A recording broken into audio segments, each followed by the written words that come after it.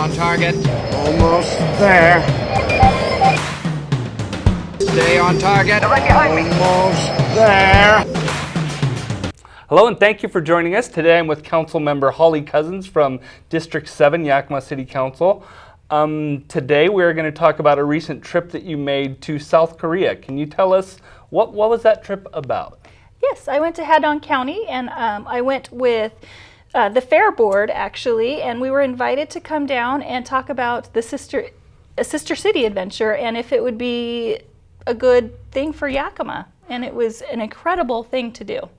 Now, sister cities, we've already got a couple. There's one in Japan and one in Mexico. They're a little more well known. Why did you guys go on this trip? What was the motivating factor? Yeah, so the fair has actually built this relationship with Hadong County and Mayor Yoon actually, and has gone down, and they have been recipients of coming here for the last 4 years.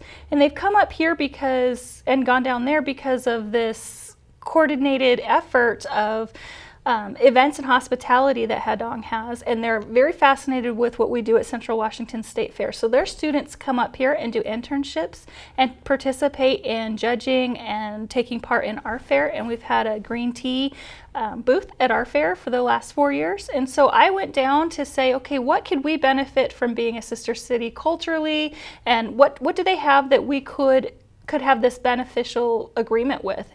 And when I was down there, I learned so much. You know, one of the things I learned was that the #1 sought after degree is early childhood education, and then #2 is hospitality and tourism. And they do events and festivals for everything. They can have a mud festival, they can have a green tea festival, they have festivals to bring people to their county for hospitality, events, tourism, to generate revenue for them.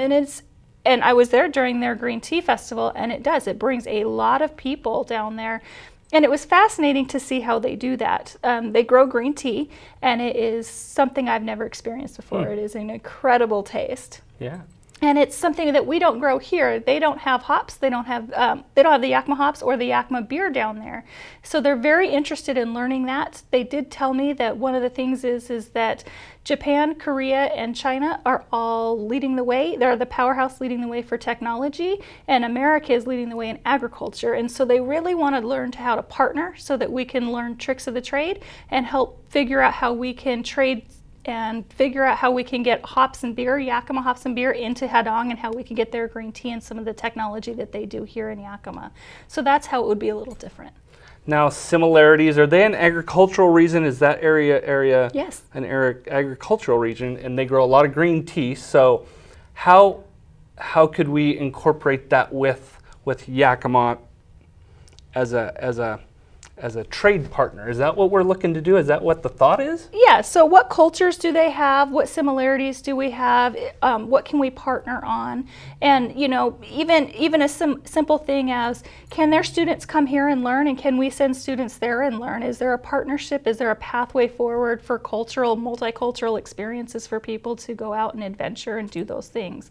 And I think there is. And the professor that I met with is very excited, and he teaches all over Korea and says, you know, that the students over there, and I would love to come to America and learn what we do agriculturally, and maybe come for a 2-year degree and learn something in agriculture, and then we could send students over there and learn something in hospitality that they're not getting here for that multicultural experience. And what a wonderful benefit for both places if we can make that happen. Absolutely. So you were there for 8 days. What were your highlights? Give me some of the highlights of the things that you experienced. There's so many. Let's see. One was at the Green Tea Festival. I was sitting at a VIP table, and there was probably 20 dignitaries at that table, and they were all in black suits, and I was the only woman sitting up there, and I had my interpreter behind me. Next to me was a dignitary from China, his interpreter behind him. Japan was on the other side, and their interpreter. Wow. And then the mayor from Hadong was in the middle of the table, and the lady on the microphone was introducing people, and then she said, in representing the United States of America from Yakima, Washington, is Cousens, the first female to ever sit at this VIP table. And that's something I will take with me throughout it was an honor, something I will take with me forever for my entire council. Yeah, how special is that? It's very special. I heard you got to take a special ride. Tell us did. about that. I So saw some pictures, so let's talk about that. the zip line, the longest zip line in Asia, they wanted us to experience life as they have it. So they took us on hikes, they took us on the zip line, they took us all around, basically from one end of South Korea to the other, so that we could see what the countryside looks like. So Hadong is in what they call the Korean Alps, and then we went a little south and went on the zip line. It is the longest zip line in Asia, and it was terrifying, but I wasn't sure what was more terrifying, the driver going up the mountain or the zip line going down. So I thought, okay, do I go on the rite of death back down the mountain? Rite of shame, maybe? I'm not sure which. And you'd already gone up there, Right, so you knew that experience. So I'm like, I think I'll jump. So I just did it, and we kind of made up our mind, and we said, okay, we're going to do it, and we just did, and we just embraced the experience. And I went with, his name was Guy, and he was a representative from Canada, so 2 at a time. So Guy and I actually partnered together, and he's like, go USA, I'm like, go Canada, and we went down together, and there we go. Very, very interesting. Off topic, I want to know, what is one topic you think Yakima could focus on? What does Yakima need to focus on right now?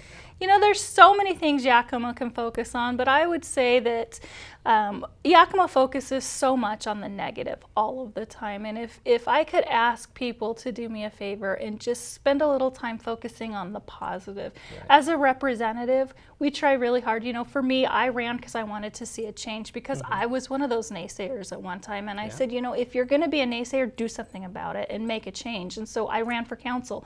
And we work really, really hard every day to make changes. And all of the staff at City Hall do the same thing. They're working very tirelessly every day to make positive change for Yakima.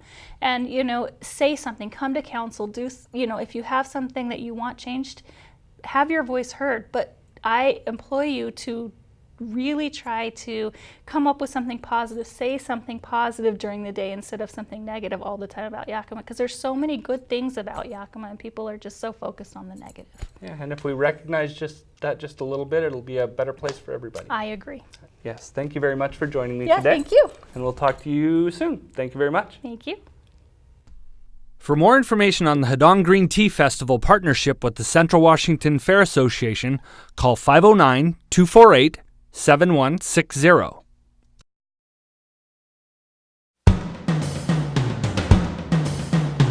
Stay on target. Almost there. Stay on target. Almost there. For more information about Yakima On Target, call the City of Yakima Community Relations Office at 575-6092.